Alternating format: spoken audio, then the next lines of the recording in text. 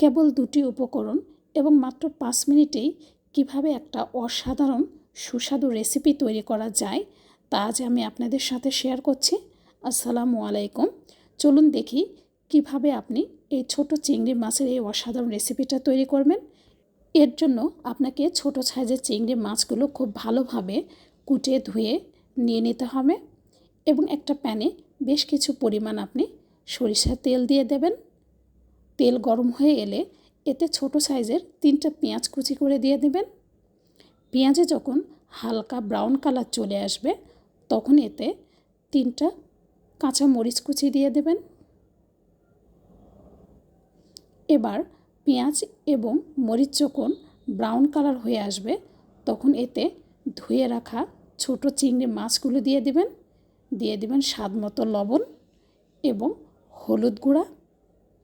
এবার সবগুলো উপকরণ আপনি খুব ভালোভাবে মিশিয়ে নেবেন।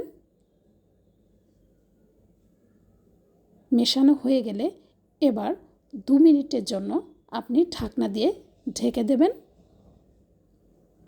ঠিক 2 মিনিট পরেই আপনি ঢাকনা উঠিয়ে নিয়ে আবার খুব ভালোভাবে নেড়েচেড়ে নিয়ে নেবেন। ব্যাস তৈরি হয়ে গেল ছোট চিংড়ি মাছের অসাধারণ স্বাদের ভুনা রেসিপি। ভিডিওটি ভালো লাগলে অবশ্যই আমাকে কমেন্টে জানাবেন এবং যারা আমার চ্যানেলটি সাবস্ক্রাইব করেনি তারা আমার চ্যানেলটা অবশ্যই সাবস্ক্রাইব করবেন। আল্লাহ হাফেজ।